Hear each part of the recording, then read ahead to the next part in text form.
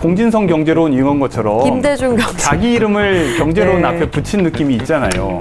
사람을 물건 취급하고 노동력으로밖에 보지 않는 이 시대에 김대중 대통령은 사람을 생각하는 존재로 얘기했습니다.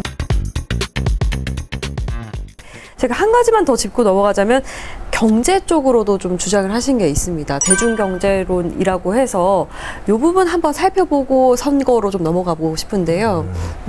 대중경제론 좀 얘기를 해주신다면요.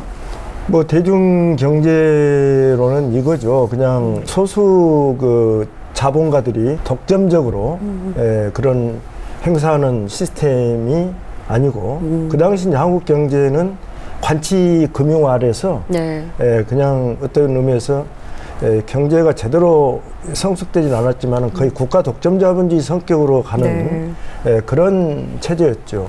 거기에 이제 대중경제 핵심은 일반 다수 대중에게 경제적인 과실도 들어와야 되지만은 이를테면 회사의 주식이라든지 또 경영이라든지 이런 거의 노동자와 경영자들이 함께하는, 그리고 그 과실은 국민 다수 대중에게 돌아가는 그러한 이제 말씀인데, 제가 이제 경제학자 아니기 때문에 구체적으로 상세한 말씀은 못 드리겠지만 그 당시에 관치금융과 국가가 계획경제로 끌고 가는 데 있어서 반하는 그런 대중시대에 대한 그런 예견과 더불어서 대중이 주인이 되는, 경제의 주체가 되는 그러한 설파죠. 예.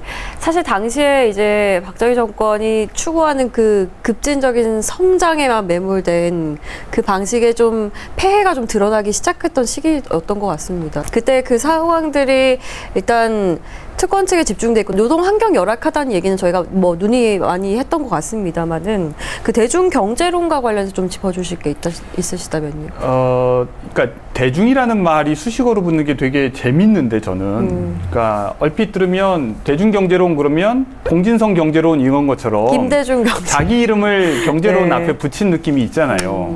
그런 줄로만 알았어요, 어렸을 때는. 근데 동시에 매스 또는 이제 그냥 대중을 의미하는 뜻이기도 하죠. 근데 왜 국민이 아니라 대중이었을까? 왜냐면 대중은 약간 부정적인 뉘앙스도 좀 있거든요. 그러니까 사람들이 그러니까 때로 몰려다니는 현상 이런 걸 얘기할 때 이제 대중사회다 또는 뭐 대중 소비 시대 뭐 이런 얘기를 하니까요.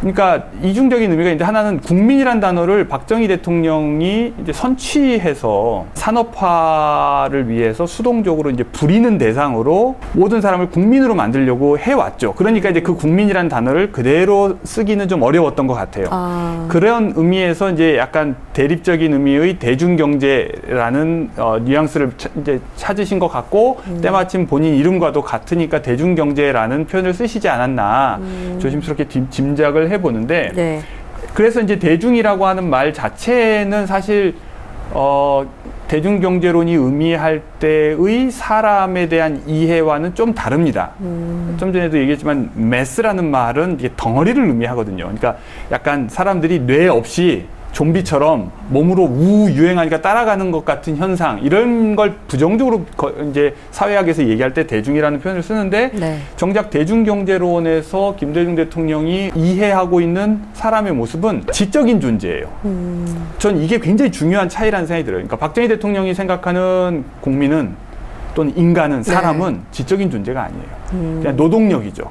그냥 에너지원에 불과합니다. 그러니까 여러 가지 경제가 돌아가기 위해 필요한 여러 가지 요소들이 있죠. 뭐 토지가 있고, 뭐 자본이 있고, 노동력이 있는데 그냥 그 노동력을 의미할 뿐이에요. 군인 출신인 게 또 영향이 있을 것 같아요. 모르겠습니다. 그러니까 그거를 이제 그 연원을 만주국 건설과 만주국의 개발 과정을 직접 몸소 겪은 박정희 대통령의 이제 성장기와 연결하는 연구들도 있습니다. 그러니까 그것도 관련이 있을 수 있겠고, 근데 김대중 대통령은 바로 사람의 모습을 지적인 존재로 보고 있어요. 그래서 저는 이것이 나중에 76년 후에 또는 80년 후에 감옥에서 책을 읽으시면서 그랬으면 그러려니 했을 텐데 그 전에 이미 그런 생각을 가지고 계셨어요. 그러니까 말하자면 우리가 말로만 호모 사피엔스 이렇게 얘기하지만 정작 사람을 생각하는 존재로 대우하지 않거든요. 쉽게 사람을 그냥 고깃덩어리 취급하는 사람들이 많단 말이에요. 특히 사용자들.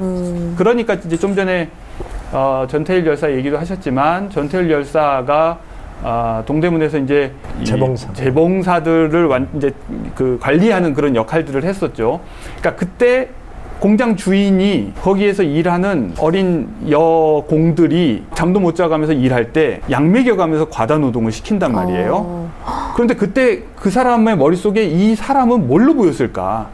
그냥 단순히 노동력으로만 보이는 그렇죠. 거고 그냥 살덩어리 움직이는, 그래서 배고프면 안 되니까 밥은 주지만 졸면 안 되니까 더 노동을 시켜야 되겠고, 그래서 약 먹여가면서까지 일을 시킬 정도로 그냥 사람을 물건 취급하고 노동력으로밖에 보지 않는 이 시대에 김대중 대통령은 사람을 생각하는 존재로 얘기했습니다. 그러니까 뭐냐면, 그렇기 때문에 자발성이 부여되어야, 참여해서 자기가 주인이 되어야 네. 창의성이 생겨난다는 거예요.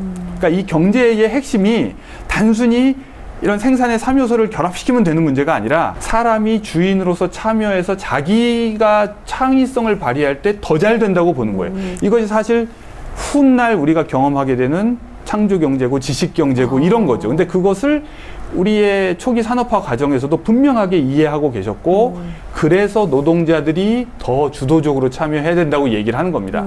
그런데 기존의 산업화 세력들은, 또는 독재 정권과 지지자들은 어떻게 하면 임금을 낮출 수 있을까? 생산의 한 요소로만 보기 때문에 네. 임금이 높아지면 당연히 비용이 증가하는 거죠. 그러니까 임금을 낮추기 위해서 농촌에서 더 많은 노동력을 도시로 이동하게 만들고, 그리고 농촌에서 먹고 살기 힘들어져야 또 빨리빨리 농업을 포기하고 올라올 거 아니에요? 그러니까 저고가 정책 유지하면서 임금을 적게 주면서도 노동자들이 어쨌든 버틸 수 있도록 해주고, 그러니까 이런 굉장히 얄팍한 인간관을 가지고 있던 시대에 인간에 대한 다른 이해를 가지고 계셨다는 게, 저는 이런 놀라운 분이, 그런 생각이 듭니다. 지적인 존재로 인식하고 있는 것도 놀랍고요. 그걸 이제 창의적으로 최대한 잘 그 지혜를 잘 이끌어내기 위해서는 또 그만큼 그 주체들의 복지도 중요하다, 이렇게 이어지는 것 같습니다. 근데 대중경제를 이분이 1971년에 조그마한 포켓북이 있었어요. 1971년 그 광주 무등경기장에 그 연설회 때 갔는데 예. 그 포켓북으로 대중경제 백문백답이라고 그 백문백답 책이 그때 있었나요? 아주 쉽게 읽혀졌어요. 그래가지고 그걸 뭐 불티나게 사람들이 샀죠. 예. 시민들이 좀 쉽게 이해할 수 있도록. 그럼요. 예. 그야말로 백문백답이에요. 대중경제 백문백답. 이게 나중에 이제 보다 더 심도 있게 또 확장시켜서 나온 것이 대중경제론이고요. 나중에 이게 대중참여경제론. 그리고 미 하버드에서는 일부 교재로 채택해서 지금도 쓰이고 있습니다. 네. 그래서 경제민주화라는 그런 것은 나중에 이제 나온 용어이고요. 대중경제, 대중참여경제, 이걸 주창하신 분은 바로 김대중 대통령입니다. 꽤 대단한 어떤 그분의 사상 철학의 일면을 우리가 또 살펴볼 수가 있죠. 네, 좋습니다.